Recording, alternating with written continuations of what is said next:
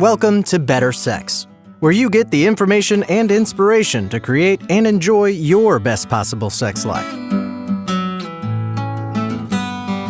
Join your host, sex therapist Jessa Zimmerman, as she brings you expert guests, helpful tips, knowledge, and strategies to improve your intimate relationships.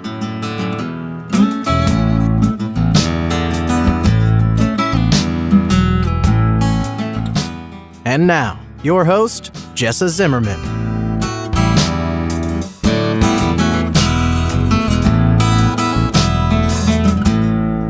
Hi, everybody. I'm Jessa, and I'm so happy you're here for this episode of Better Sex.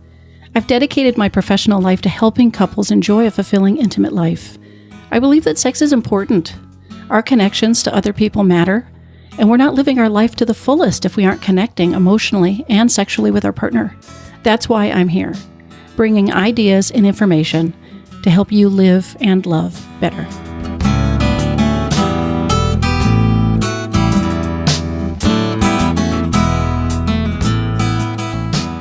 Welcome to the show. Today's topic is shame.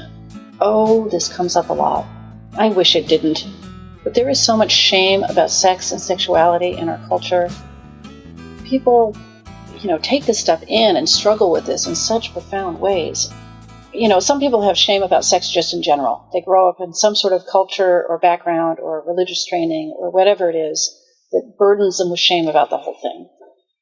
Then there are people that have shame about just their own behavior, things that they've done, whether, it's masturbation, something that's perfectly healthy, or things that they really wonder about.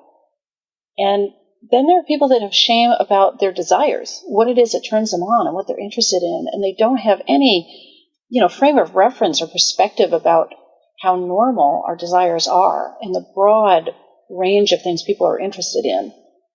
That, it's not a problem. There's nothing to be ashamed of, but they don't know that. And you've got this mantle of shame on people that, of course, gets in their way of being able to talk about it, with their partner or with a therapist. That gets in their way of being able to sort of integrate these parts of themselves in a way that feels good and healthy. And it certainly gets in the way of being able to have an enjoyable sex life where they're free to let go, with abandon and not worry and second guess and doubt. So shame is a big deal in the practice of sex therapy, and it's a big deal in the minds of people that are struggling with it. So today I have a guest that has written about and thought about shame as long as I've known him. Parke Burgess is a licensed mental health counselor. He's a therapist in private practice in both Tacoma and Seattle, and he works with individuals and couples. But he has been thinking about shame and blogging about it I think I've known him 7 or 8 years now, and he's been doing it the whole time. He's got his own way of thinking about what shame is and how to deal with it, and I am so pleased he can be here with us today to talk about it.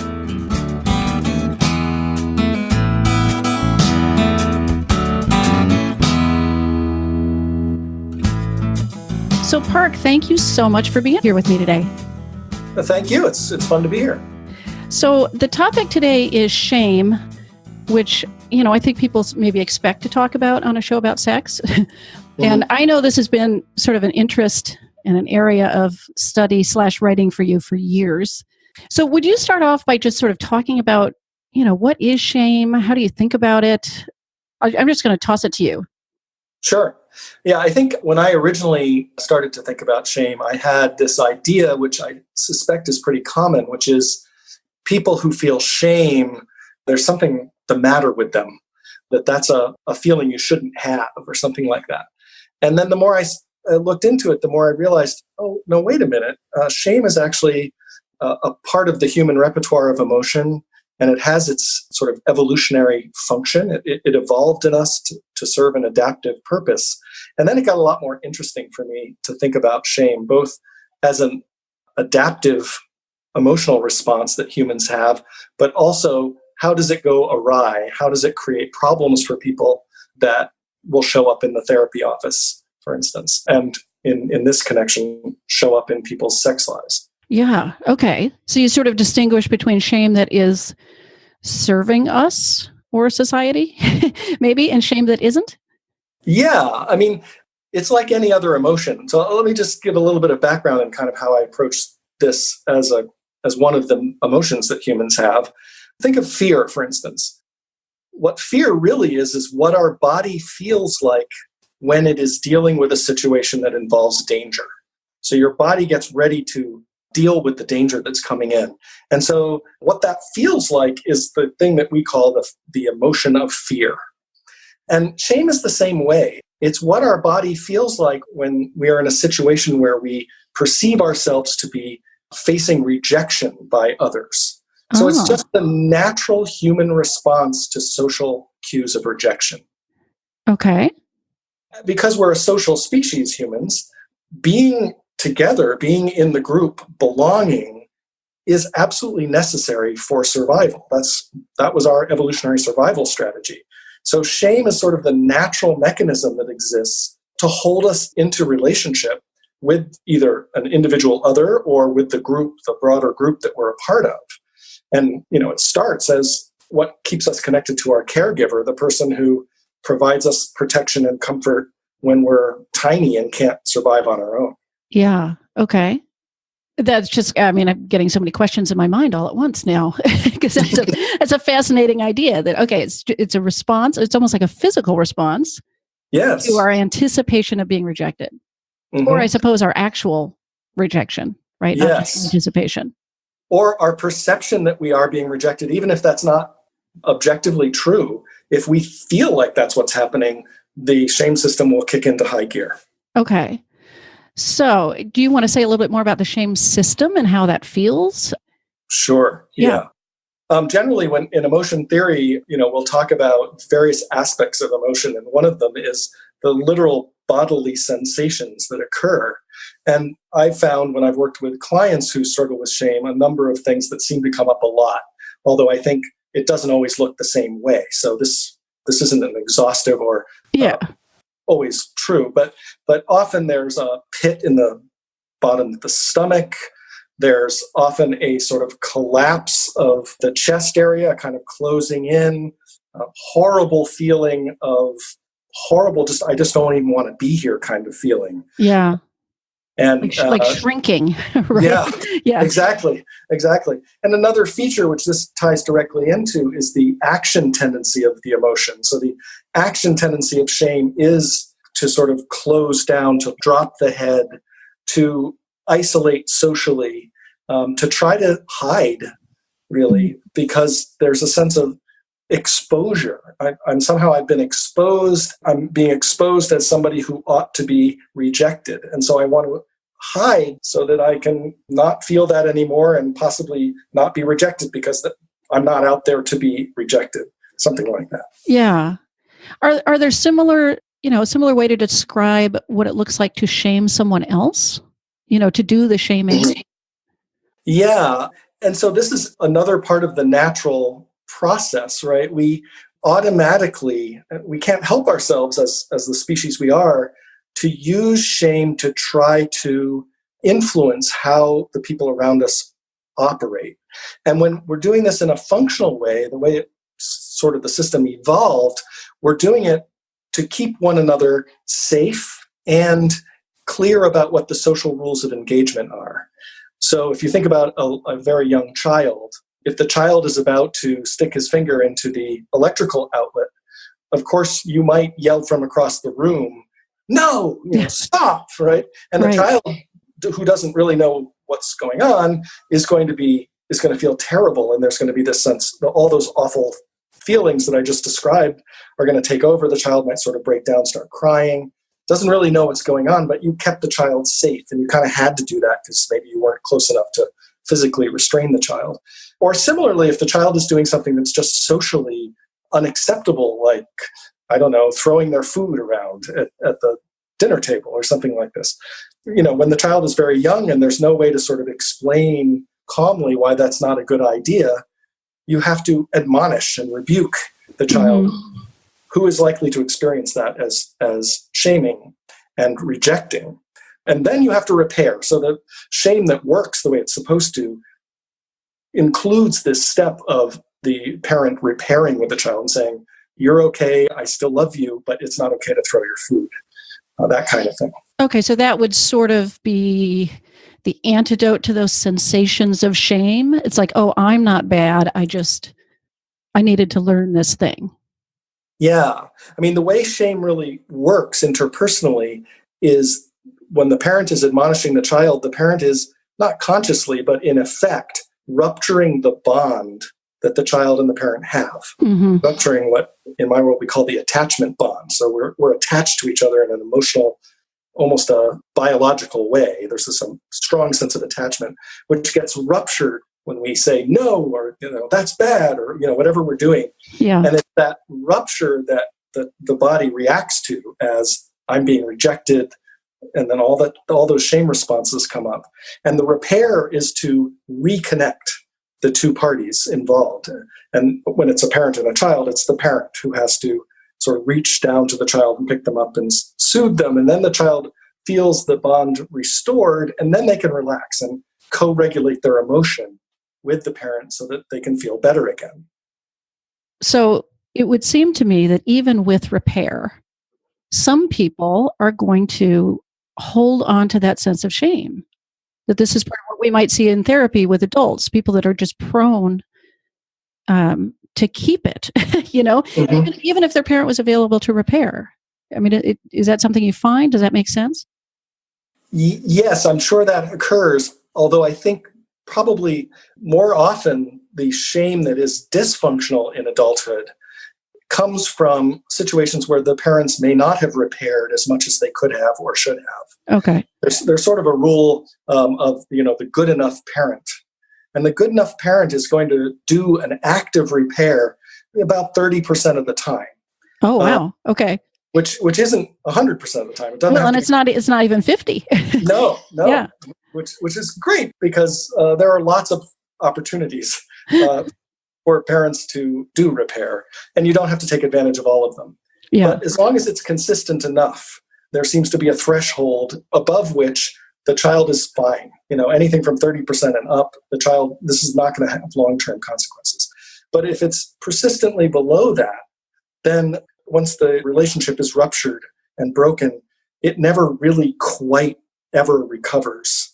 And so it's like permanent damage to the relationship every time there's a shame experience. Right. And I could imagine they amplify over time too. Like they just seem bigger and bigger within that same relationship. I imagine that's the case. Yeah. So it's usually that sort of mechanism that leads to dysfunctional shame later on. Okay. And also, usually in addition to that, if the voltage of the shame that gets applied is just way out of proportion to what the child can handle, or whatever it was that the child did that was getting shamed, if it's out of proportion, if it's too intense or too high or too frequent, that also will contribute to dysfunctional shame later on. Right. So those are people that, at least in my practice, are prone to take any rebuke or any problem is immediately like they're bad. Yes. Right. What did I do wrong? Just their knee-jerk reaction, right, is a sense of shame. Absolutely. Once shame gets internalized as I am bad and there's no recovering from that because the repair hasn't been adequate, then that's the running assumption that a person goes through life with, that there is something wrong with me and that I am bad. And my goal in life would be to try to not, to just be careful enough and tentative enough about things that no one calls me on it as much as possible. Right. I don't get exposed for this bad person that I am, right? Which is, I think, a lot of people's underlying script, unfortunately. Indeed. So it's a kind of hiding that becomes pervasive in their life, that they have to hide in lots of different domains. Right. Because any exposure could lead to this rejection response. Yeah. So you're talking about shame that develops naturally out of rebuke, out of correction, out of, sort of appropriate interactions between people. But it also makes me think about, people shame each other on purpose, right? And there's a whole other way of, interacting with shame that's, I'd almost call it a weapon.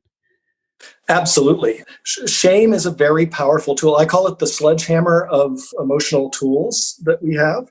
And sometimes you really want a sledgehammer, but most jobs, a sledgehammer is just too powerful and too blunt an instrument to do the job. And so you only bring out the sledgehammer when you really need a sledgehammer to do the job. And I think the one thing that you were alluding to there is if parents use shame too much, it really is problematic over time. And then the other is well, people know there's this powerful tool. Kids on the playground know that they can shame the kid who isn't that confident, probably a kid who already has enough shame already from home life. And so they start swinging that sledgehammer around and doing a lot of damage. Yeah. And certainly there are parents that shame their children. I mean, not just within the realm of what would be reasonable correction, but, purposely trying to make a kid feel lousy about themselves. Absolutely. I tend to think of shame as being sort of like a virus, and it is contagious. And so generally speaking, people who use shame as a weapon are people who are suffering with shame themselves. Yeah. And so they pass it along. And it's not like they're doing it on purpose. It's just that's how that system works. Yeah. And it's very dangerous that way. Yeah. And it seems to me almost like, bullying, I guess, is its own form of shame. But if people feel that much shame and they're passing it along to other people, maybe they think mistakenly that it's going to alleviate their own burden of shame. Like they can pass it off and get rid of it, or they can feel better than someone else, and as if that's going to make them feel better. Right. So, exactly. Yeah. Yes. Yeah. All right. So how does shame show up with sex, right? Between a couple in their sex life, what are that's kind of a broad question, but let's bring it into the arena of sex. Well, I'd really love to start by going back to how that might get started in early life, because I think that would shed a lot of light on that particular question. Yeah. Shame is thought to be developing in basically the second year of life. In the first year of life, you're just building that primary bond with your caregiver or caregivers. And that's the main sort of psychological work of that year. But in the second year, you start getting much more active and attuned, and the relationship develops. And that's when shame comes in naturally. That's when the child is more mobile and moving around, and the parent has to keep them safe and teach them how to be. And so there's lots of experience with shame that happens in that second year of life. Okay. And that's when we have the sort of neurobiological infrastructure to actually process and have the shame system work the way I described it earlier. Yeah. But it's also during that year of life that we're starting to deal with getting potty trained. We're still in a state where our parents are handling our bodies, are touching every part of our body in all kinds of different ways, depending on if they're cleaning us up, or if they're bathing us, or if they're dressing us, or what have you. Yeah. And so there's a lot of opportunity there for things to go wrong in the child's experience. Okay. So this is before the child has much verbal capacity or much cognitive capacity. But there's so much that happens in that relationship with the parents that's purely physical. Mm-hmm. So if something goes wrong there, it gets registered in the body as a vulnerability in the body itself. So let's take the situation of potty training or changing of diapers. Yeah. If the child soils a diaper and the parent is obviously disgusted, that could become a situation where, if it were repeated enough and if it were pronounced enough, that the child would begin to develop a extreme sense of shame around that whole aspect of their physical body. Yeah. So that's one pathway. And there are many others that could occur there, especially, for example, a child being handled in a way that doesn't feel loving and safe. If they're handled roughly, or if there's any, God forbid, any kind of sexual quality to the touch. Yeah. Those are going to be areas that are going to get mapped into the shame system onto the body, or through the shame system onto the body, in very deep, pre-verbal, powerful ways that may be invisible to the child as they grow and mature, and the parent stops having that kind of physical relationship with them over time. And they can come into adulthood without any memory of any of that happening, or any reason necessarily to be triggered in that. But then they get into a sexual relationship, and then someone is touching them in certain ways or in certain parts of their body, and that stuff can get activated. Right. So that's one of the pathways through which shame can kind of find its way in the bedroom, where it might not exist in other domains of a person's life. Okay. It certainly makes me think of, children being shamed for masturbating. Oh, absolutely. Or, all of us as we're becoming sexual people, as kids, as teenagers. And the explicit messages we might have gotten about sex and sexuality, as well as the more implicit ones, Yes, right. Absolutely. And not to mention, you bring in an important point, which is the culture as a whole is quite shame-based right now, and very often, very particularly around sex and body image and what it means to be a man or what it means to be a woman in the movies, in music videos, in our culture in general, that set standards that very few people meet, that all carries a load of shame with it.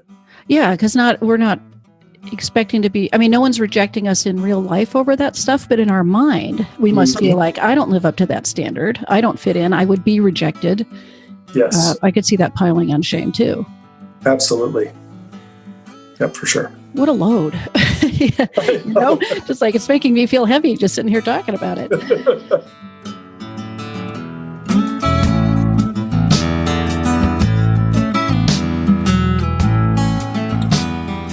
Hi, it's Jessa here, taking just a quick break. Thanks for listening so far. I wanted to let you know about the sex quiz that I've put together called How Healthy is Your Sex Life? I've taken a close look at the typical ways that I see couples get into trouble with sex, including avoidance, neglect, negativity, distraction, and boredom. And the free quiz will score your individual results based on these factors. And then I provide my recommendations and ideas, including my top 10 sex tips, which will help you make instant improvement. If you'd like to take the quiz and see how healthy your sex life is, you can do it right now at sexhealthquiz.com.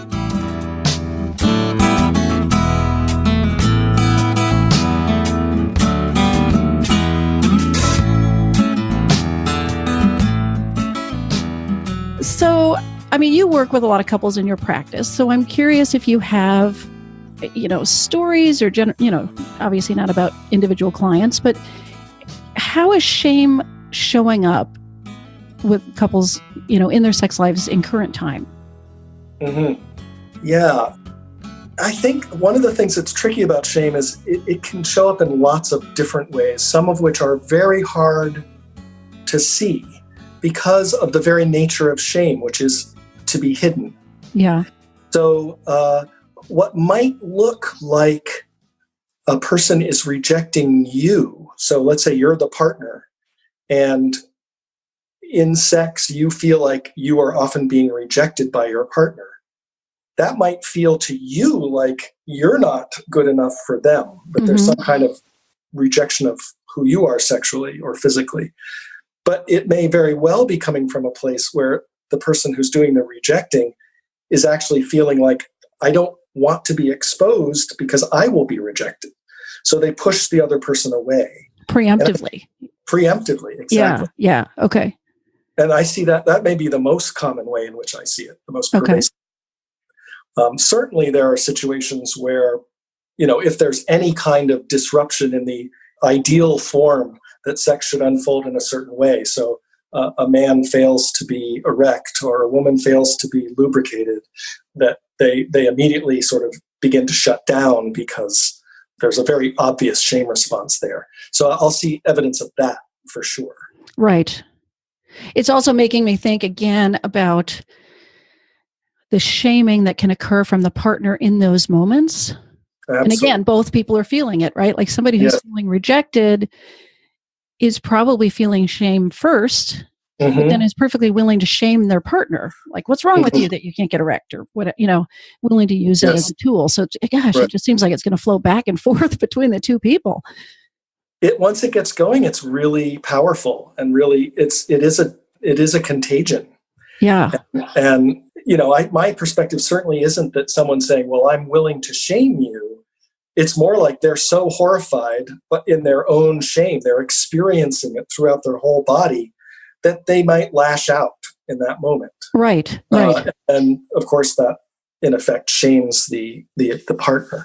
And it's a very powerful dynamic that's hard to interrupt once it gets started. Right. And I don't want to say most, I don't know what percentage, but certainly this is going on with a lot of the couples that come in to see me. I imagine. By they're coming in for sex therapy, they've generally not known how to handle this stuff, and they're both feeling shame. Right. And often inflicting it on each other in some way.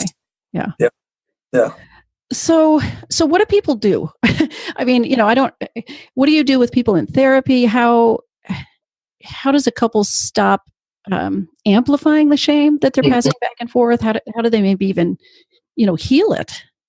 Indeed. Well, one of the things I'd love people to know is that a loving relationship, even if there's this dynamic happening, for example, in the bedroom, a loving relationship can be the ideal place to heal the trauma of shame. Even though it may often start that shame comes into the relationship, if there's real love there, if there's a real willingness to look at this together and to work through it together, that, as far as I know, is the most powerful context in which the problem of shame can be addressed and healed. So that's the silver lining around the dark cloud. Yeah, and I guess that relates to what you said about repair and connection, that it's attachment that lays a groundwork for that healing. Yeah, if we understand profoundly that shame is about connection and the desire to be connected and the desire to feel safe with someone, that already tells us everything we need to know about how to show up with someone who's struggling with shame, is to be as safe and to accentuate our desire to be connected with them. Mm-hmm. That's the antidote. Which would be easier if you weren't immersed in your own sense of shame. Exactly. And so that's where it's hard. And, to be very frank, there are cases, and I'm glad to say this is the minority of cases by a long shot, but there are cases where one or the other, or sometimes both partners, are so deeply enmeshed with shame, more generally, not just in the bedroom, for instance, that they really have to do their own work, probably with a therapist individually, to sort of get a handle on that before they can resolve it within the relationship. So if, my sense of things is when I'm working with a couple and shame is showing up as kind of a major issue for one or both of them, then I'll say, you really need to address this with an individual therapist, because it gets so quickly triggered between the two of you that there's no chance for repair to occur until the shame can sort of be addressed in a more direct way with a therapist. Okay. But generally, I think that is not the case. I think that couples can, with the help of a couple therapist, work toward that with or without the help of additional therapy, and find a way to create safety within their relationship. Okay, so the basic treatment, I guess, is connection and attachment and finding that sense of acceptance. Yes. And what about when you're working with people individually? I mean, this is healing that's happening between two people, maybe helped by a therapist. But what about when you're working with someone individually around their shame? What's your basic strategy? Great question.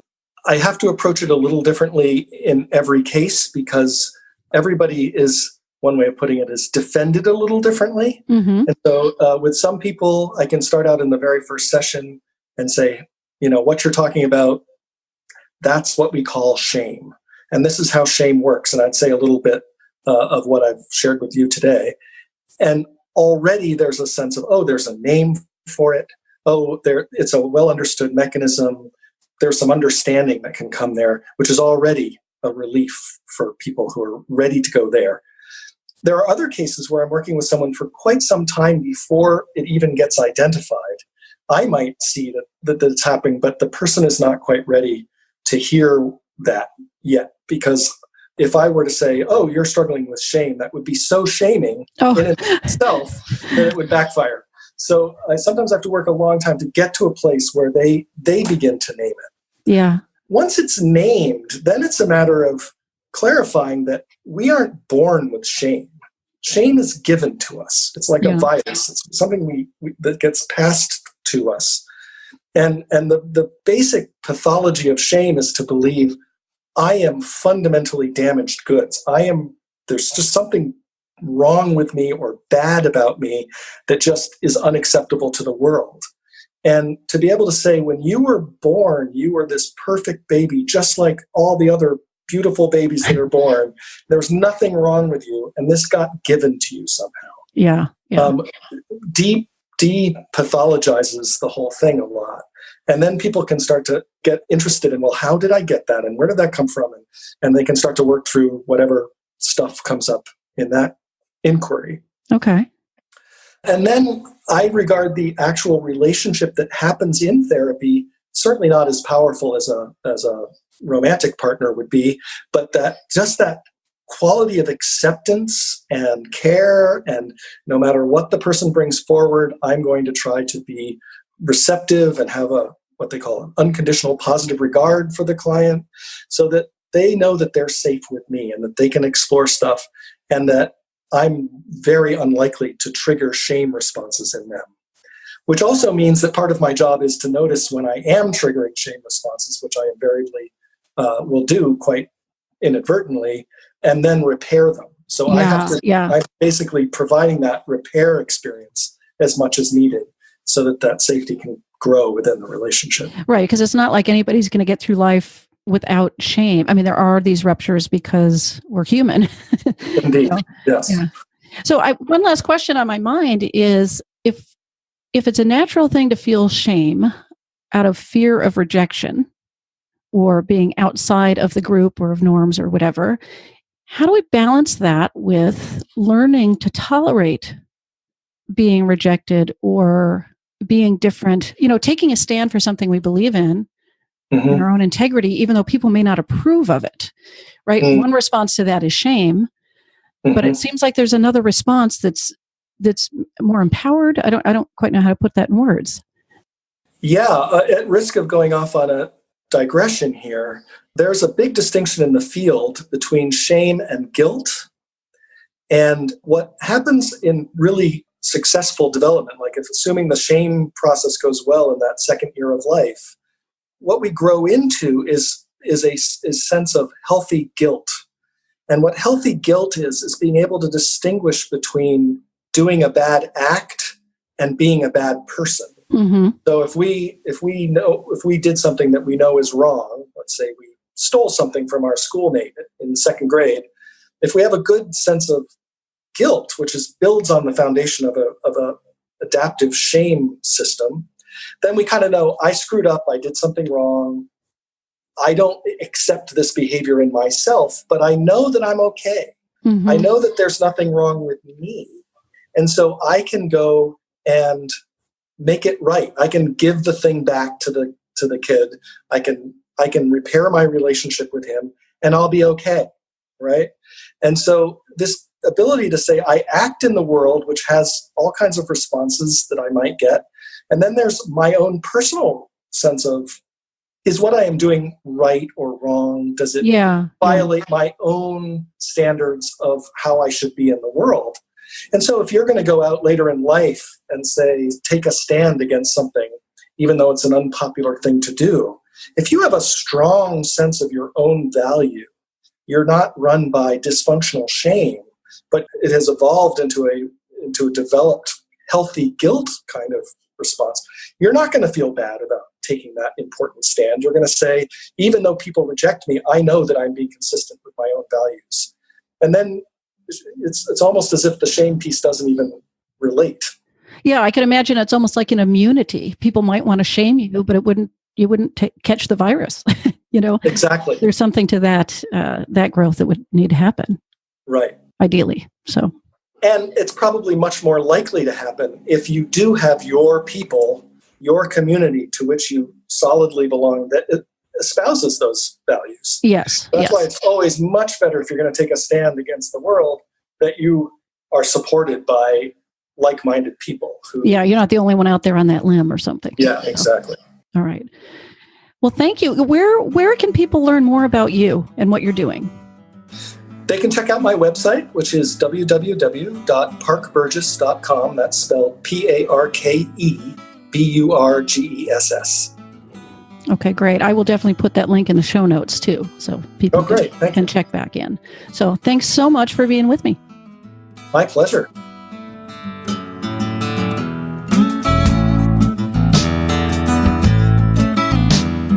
You've been listening to Better Sex. Please visit our website, bettersexpodcast.com, for show notes and additional episodes.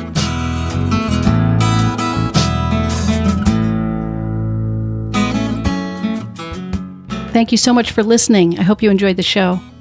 If you found that this episode resonated with you, I would love to hear from you. You can leave me a comment on the episode page. You'll find a link in the episode description. And if you've got time, again, please visit iTunes, subscribe to the podcast, and consider rating and reviewing the show. That's what helps other people find us. Thanks so much. See you next time.